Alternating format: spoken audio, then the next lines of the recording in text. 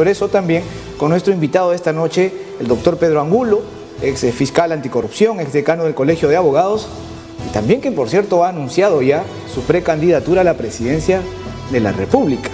Bueno, bienvenido, muchas gracias por estar con nosotros. Muchas gracias por la invitación. En realidad todavía soy un precandidato dentro del partido Todos por el Perú. Somos 5 que vamos a disputar entre nosotros, pues quién va a ser el nominado. De acuerdo, sobre eso conversamos en un momento también. La discusión ahora es si es constitucional o no lo que ha hecho ayer Martín Vizcarra. Bueno, a ver, desde el punto de vista del presidente, él propuso que se reglamente la elección de los miembros del Tribunal Constitucional, porque siendo Poder Ejecutivo, él no puede participar en la elección. La elección es cosa del Congreso. Lo que puso es un reglamento porque el fundamento es que anteriormente ha habido participación ciudadana, inclusive tacha, se ha conocido con bastante tiempo las trayectorias, los antecedentes de estas personas, de modo que no se den sorpresas después y resulten en tan importante institución del país nombradas personas que no tengan las calidades. Entonces, eso fue lo que ha sido desoído por la mayoría porque lo desconsideraron y empezaron a nombrar. Ahora, entonces, perdón, ¿por qué se objetó ahora este mecanismo de elección y no, por ejemplo, cuando se eligió a los actuales miembros del Tribunal Constitucional? La anterior elección, en realidad, supongo que partió del hecho de que primero nombraron a algunas personas que luego se sacaron información y parecía que tenían vínculos y se habló de la repartija, la gente salió a las calles, entonces se dio como solución una propuesta de personas que a la larga no fueron discutidas y que se dio el nombramiento, y diríamos que en lo personal el comportamiento del Tribunal Constitucional, yo no he estado de acuerdo con alguna de las sentencias, pero creo que ha sido bueno, ¿no? El anterior fue muy cuestionado, hubo integrantes que se mantuvieron por varios años después del nombramiento. En este caso, aparentemente el tema viene de las propuestas. Yo he visto que algunas de las personas no me merecen más que buena consideración, hay otras que pienso que son discutibles, pero lo real es que al margen de que hace tiempo ya el presidente Blume había informado de que se iban a vencer los tiempos de ellos, de pronto es que en las últimas semanas es que se dio un avance muy rápido y eso es lo que se ha cuestionado, y que de pronto aparezcan 11 nombres de personas y que no haya habido mayor participación. Eso ha sido en todo caso el fundamento del Ejecutivo para proponer una norma que fue rechazada, y el rechazo de ello, el que se empiece a nombrar, es lo que ha sido considerado como la desconsideración, pues, del pedido de confianza. Ahí está el asunto, ¿no? Porque sí, ¿puede la cuestión de confianza ser considerada, o la cuestión de confianza tiene primero que pasar por el debate en pleno del Parlamento y una votación final? Entendiendo además detalles de que efectivamente ya habían avanzado en elegir a uno de los miembros, ¿verdad? Pero acto seguido, 5 grupos parlamentarios ya estaban dando una conferencia de prensa anunciando el otorgamiento de la cuestión de confianza, y cuando se debatía este asunto, el presidente Vizcarra da este golpe. Claro, lo que se dice y se ha escuchado como fundamento es que al empezar a nombrar a los miembros del Tribunal Constitucional, cosa que es facultad del Congreso, por supuesto, desoyendo la aplicación de lo que ellos habían propuesto, o en el mejor de los casos, no discutiendo primero esa propuesta que pudo también ser rechazada, es que se dejó de lado y no se dio la confianza al Ejecutivo, ¿no? Eso es lo que se ha puesto como precondición. Pero estamos en un terreno bastante gris, esto es como una especie de punto ciego en el retrovisor, porque hay dos posiciones muy claras, ¿no? Ya. Las que señalan este acto de Vizcarra como un acto anticonstitucional, ¿verdad? Y quienes no, quienes lo encuentran incluso dentro de la norma constitucional la justificación. Hemos llegado a un punto donde no sabemos qué acatar. Bueno, lo que sucede es que generalmente cuando se producen este tipo de conflictos que no tienen antecedentes, se genera imagen de qué fue lo que sucedió antes en un caso parecido. En este caso diríamos que el votar la confianza después de empezar la elección de los miembros del tribunal ya no tenía sentido porque ya se estaba desoyendo lo que había propuesto el Ejecutivo. Si antes se hubiera dado ese debate, entonces se hubiera indicado, aunque lo hubieran rechazado, después se hubiera dicho pues que se consideró primero el pedido del presidente, pero al dejarlo de lado y empezar la votación, se entiende por lógica que se dejó de lado la confianza. Ahora, ¿no? Sin embargo, esta cuestión va a ir en consulta al Tribunal Constitucional. ¿Cuáles son los escenarios posibles que se presentan?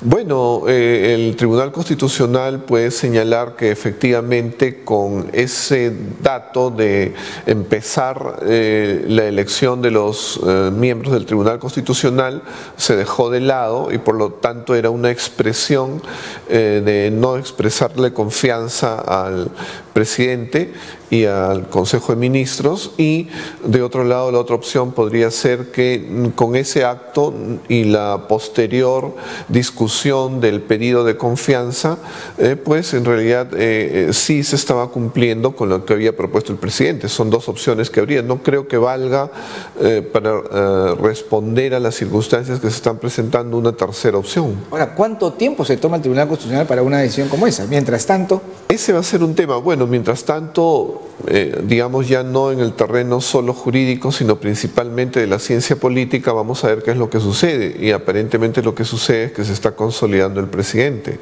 por las manifestaciones que han habido. Como que se impone el principio de la realidad, ¿no? Por eso yo decía, para usar el término del presidente, de manera fáctica, el que tiene el poder ahorita es el presidente, el que está en Palacio despachando es Martín Vizcarra y no Mercedes Arauz. Estamos, si me permite un segundito, claro. Estamos enlazados telefónicamente con Marco Arana, y no lo llamo parlamentario por respetar su decisión, ¿no? Pero yo estoy de los que piensan que constitucionalmente sigue siendo parlamentario. Señor Marco Arana, buenas noches, bienvenido. Buenas noches a usted, Reinaldo. Feliz día. Muchas gracias. Muchas gracias. Bueno, quisiéramos conocer los detalles de esta denuncia que usted ha presentado temprano contra Mercedes Arauz por usurpación de funciones.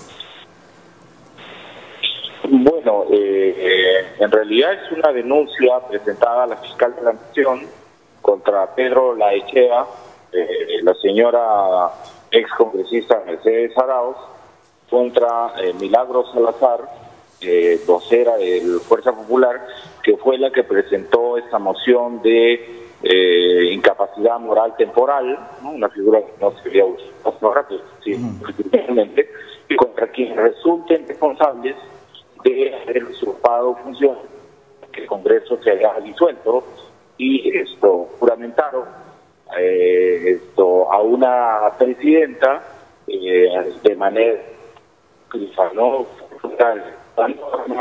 Y están así que hace un par de horas la BBC y el de Londres ha entrevistado a Mercedes Arauz y ella ya reconoce que ella no juramentó ni asumió la presidencia, sino dice que ha sido un gesto político, dice, ¿no? Sí, eso también personalmente me llamó la atención. Ahora, sin embargo, este asunto sobre la constitucionalidad o no de la solución del Congreso de Martín Vizcarra va a ser revisado por el Tribunal Constitucional, quien finalmente va a determinar. ¿Podrían las cosas ser al revés? ¿Podría terminar las denuncias por usurpación de funciones, cambiar a los personajes? ¿Podría pasar esta figura? ¿Usted nos está adelantando un poco? Bueno, a ver, quienes están adelantando es quienes están señalando que el tema va a ser revisado por el Tribunal Constitucional, que para dicho sea de paso, por esa razón, el APRA, el fujimorismo, el partido político del señor Acuña, Alianza para el Progreso, Acción Popular, la bancada del señor Gilbert Violeta, ¿no? Y la de Kenji Fujimori, por eso querían asaltar el Tribunal Constitucional. Entonces, y colocar al primo de Laechea, ¿no? En el Tribunal Constitucional. Entonces, en este momento, en principio, el cauce que se está siguiendo es un cauce constitucional e institucional, sí. Así que el Jurado Nacional de Elecciones y la ustedes sino pero el Jurado Nacional de Elecciones sacó la resolución de elecciones con... De acuerdo. Muchas gracias. Gracias por este enlace con nosotros. Conversábamos con Marco Arana. Así están las cosas. Ahora, decía, retomando la conversación, quien está empoderándose es el presidente. Es el presidente, ¿no? Por todas las declaraciones que han habido, comunicados de las Fuerzas Armadas, de la Policía Nacional, de la Comisión Episcopal, de los presidentes regionales, ¿no? De los alcaldes provinciales, de la calle. Inclusive en la comunicación de la OEA aparentemente también hay una idea de que se resuelva internamente, ¿no? Ya con el pronunciamiento del Tribunal Constitucional. Entonces, como que eso favorece ya a la solución del conflicto, ¿no? Porque el conflicto en realidad, claro, ha tenido altas como el día de ayer, pero ha sido un conflicto que se ha estado dando a través de los meses, semanas, con distintos modos de enfrentamiento. Tenía que buscarse alguna solución, ¿no? Esta ha sido la del presidente. De acuerdo. Muchas gracias. Gracias por haber estado con nosotros. Hemos estado conversando con el ex fiscal anticorrupción y también ex decano del Colegio de Abogados, Pedro Ángulo. Muchas gracias.